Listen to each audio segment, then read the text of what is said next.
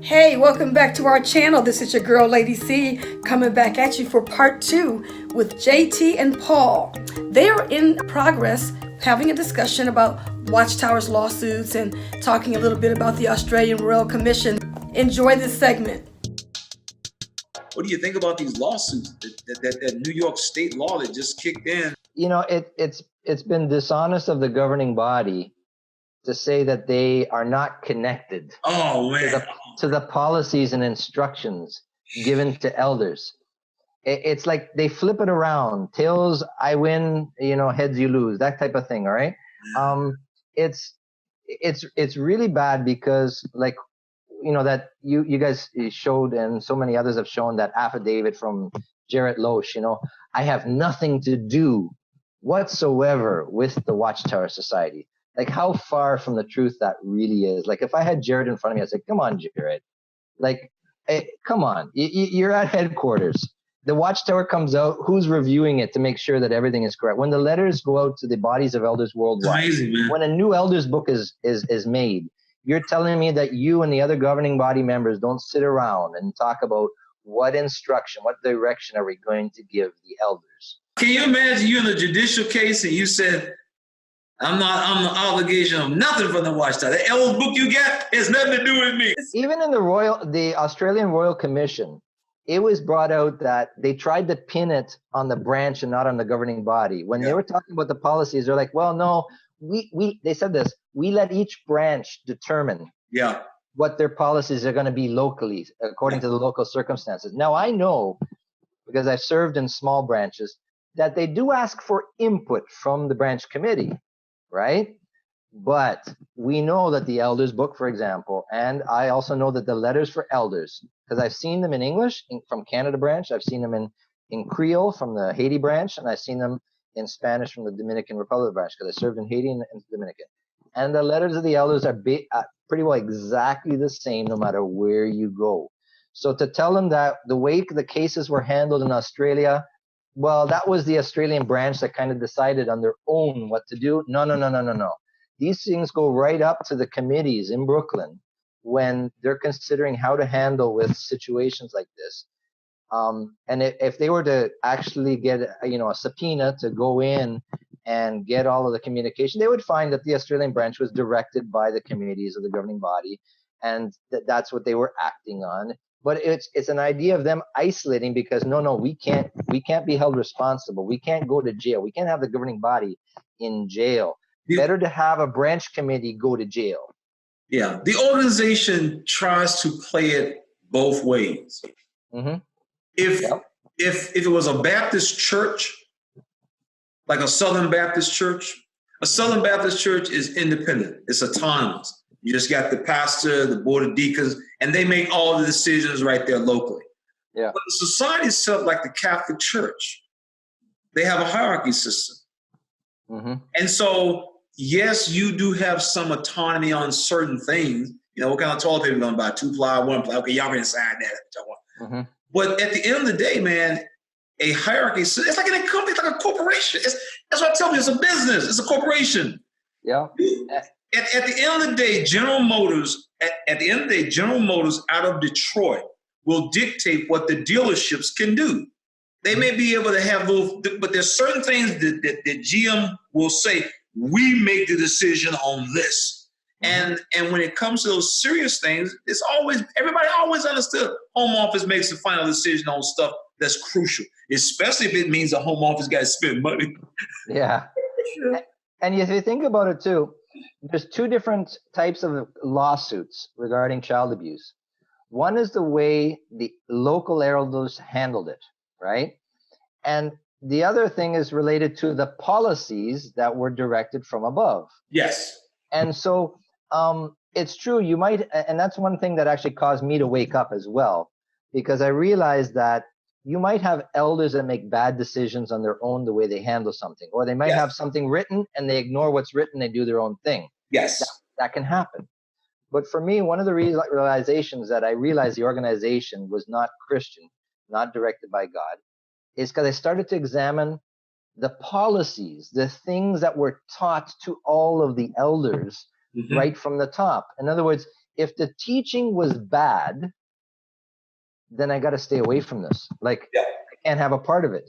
It's one thing if an elder goes and does something bad and you're like, you know what, I'm going to have nothing to do with that elder.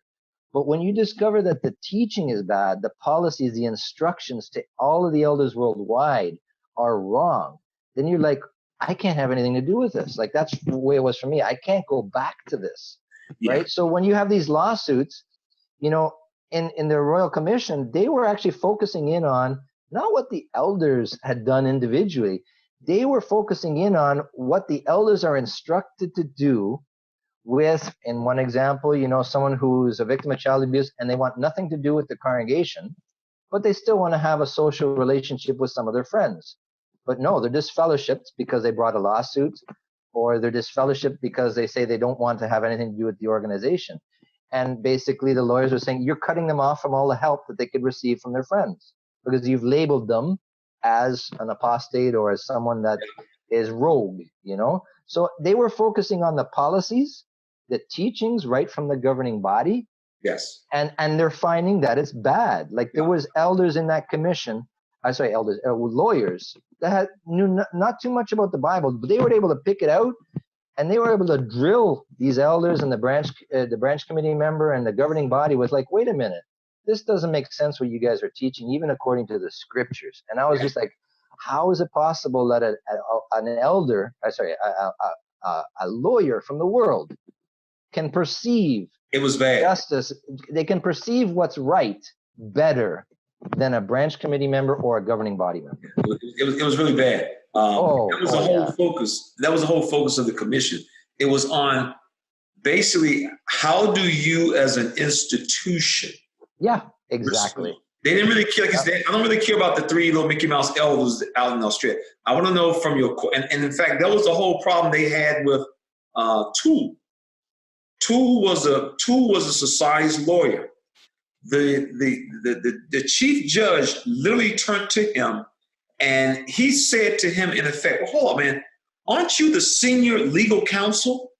Mm-hmm. And he's thinking to himself, because he's a judge, he deals with lawyers who work for corporations.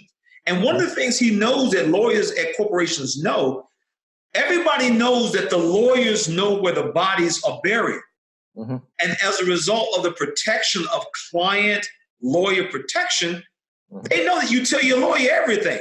Mm-hmm. So for him to sit on the stand and act like, I don't know nothing about this, he's like, well, how do you become the senior partner of the legal team and you don't know this basic stuff, which is the most serious issue you are facing right now as a denomination, and you sit there like, I don't know nothing about it. And if he was the senior legal counsel and he was a Jehovah's Witness, I can guarantee you he's an elder. And if he was an elder, he knew everything that was going on. That was what made don't play dumb.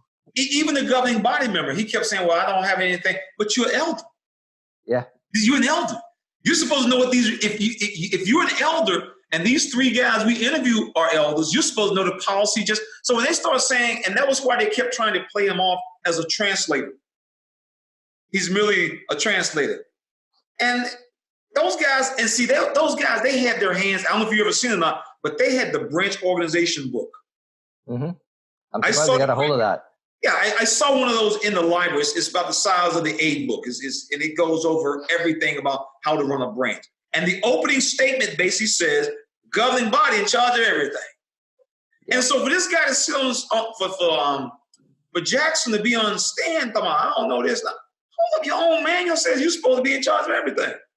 Yeah, or even just the brother from the governing body. Who was it that was at the commission? It was Jackson. Yeah, Jackson.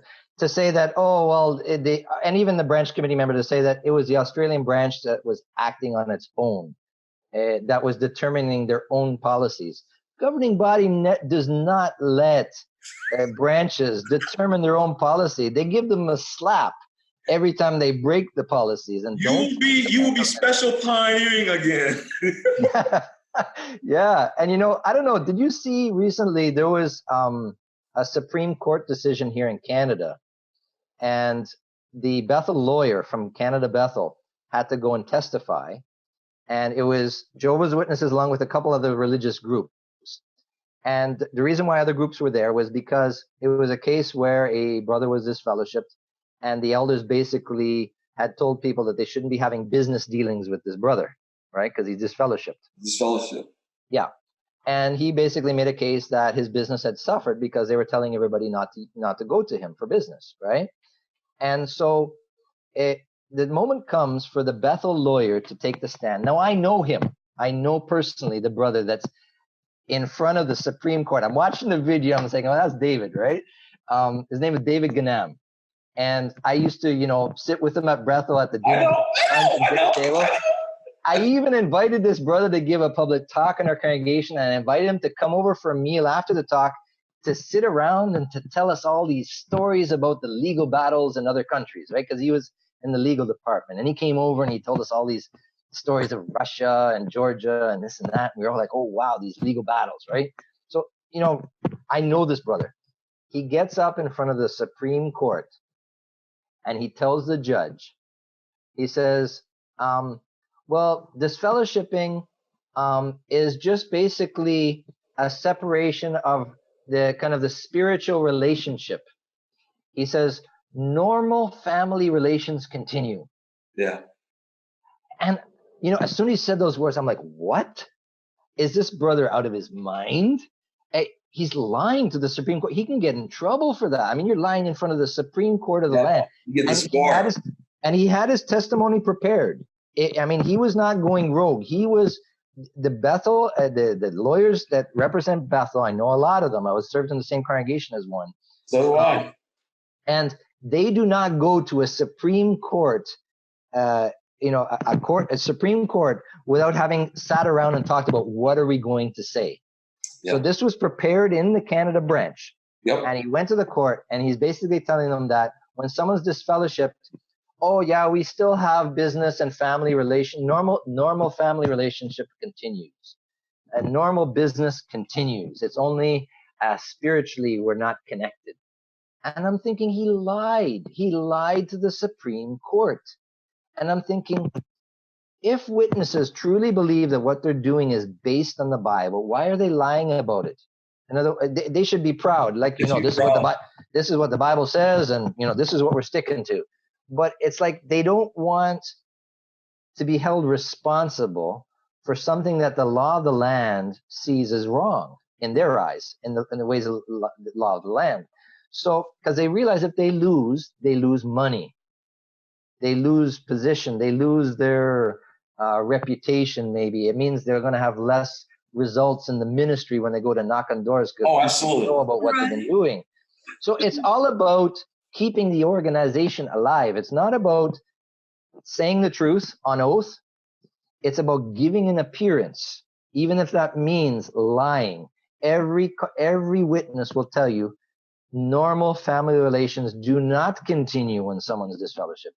Normal business relations do not continue. David Ganam should have told them, you know what? You're right, Your Honor. We don't have business relationship when someone gets disfellowship. We try to cut it off. Like you hear about a brother getting disfellowship, anyone that worked with them, they start looking for new jobs. Seriously. Yeah. I know a brother in the Dominican, he was disfellowshipped, and he had only pioneers working for him, right? Because they needed a part-time job. Yep. He was flexible, so he had people split jobs, right? And as soon as he's disfellowshipped, the elders are visiting the different brothers and sisters that work for him, tell him they got to stop working there. One of the sisters even had a blind father and a brother in Bethel. So, you have a brother in Bethel, you're not getting any help financially from him, right? Because if he was working on the outside, maybe he'd be bringing something for the family. But he's in Bethel, a blind father, and she's working for this brother who got disfellowship, and the elders come and pressure her to leave her job. Oh yeah.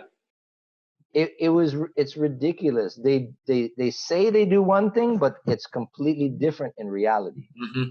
And that really got my blood boiling when I saw a brother that I knew personally who represents Canada Bethel get in front of the Supreme Court and lie through his teeth about what happens when someone's disfellowship. Yeah. I know I don't have a normal family relationship. My parents want nothing to do with me. So, how can you get on the stand and say something that nobody believes within the organization? Everyone knows. Right. Are you the only child? No, I have an older sister. She's disfellowshipped as well. I got a story to tell about that. Yeah, wow. Yeah, that was what I found kind of on the Royal Commission.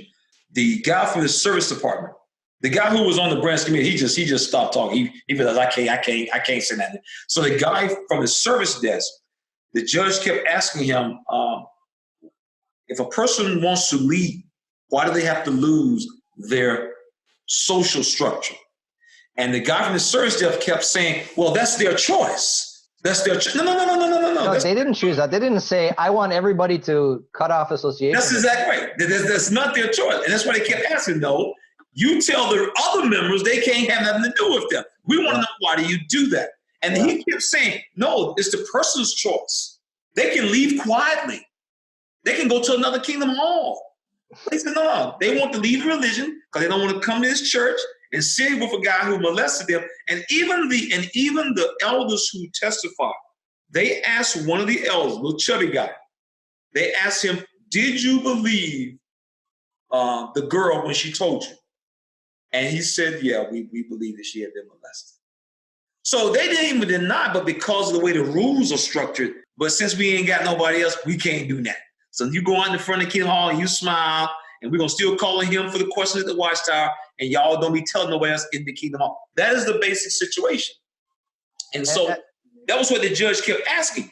This person comes to the church, sits over here, looks at y'all talking to this person, know this person's molester. They know that y'all know it and y'all believe it. But because of the rules, nothing is done. So they decide, you know what, I can't do this. And as a result of the person who is the victim, they now get re-victimized by the whole denomination. So how you know how it is. Once someone starts talking, word goes around. Like it spreads like wildfire. If you happen to get on the bad side of the elders and the elders happen to say something to one of the pioneers, then that pioneer talks about it in his service group. And before you know it, like within less than a week, before the next meeting, everybody is now giving you the cold shoulder. They're not talking to you. They're looking at you out of the corner of their eyes, kind of like, I don't know about him, but we're going to have to watch him. The elders, are already got him on their sights. And yeah, we got to start distancing ourselves, Right. And for victims of abuse, it's the last thing they need, because it just, if they already have feelings of being rejection or feeling that, these negative feelings, that treatment just reinforces. It's like literally going around and nailing every single nail in the coffin. Yeah. Because many times you second guess yourself and you think, I'm going crazy. No, there's something wrong with me. It's not that there's something wrong with 8 million other people, because that's very unlikely that 8 million people are wrong and I'm right. No, it can't be that. It must be I'm wrong and they're all right, because you're thinking of numbers. There's so many things that come into your mind and your thoughts. And, I'd eventually like to just kind of get all my thoughts out there, not because what I'm thinking is correct, because, hey, I could be wrong on things. Hey, we're all wrong on things at times. Absolutely.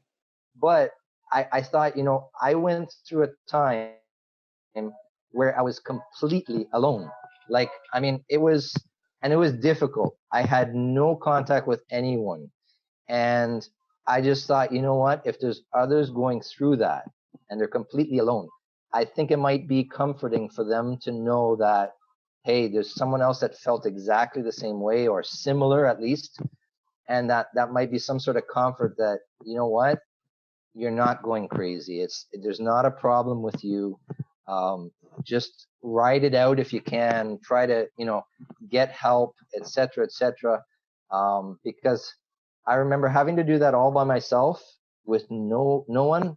It was a difficult go. It really was. If it hadn't been for the fact that I felt that Christ himself was interested in me in a person, I might even taken my own life. Like, it's very, very common, very common. And it's just, I think of all those people out there that could be going through the same situation and that rejection.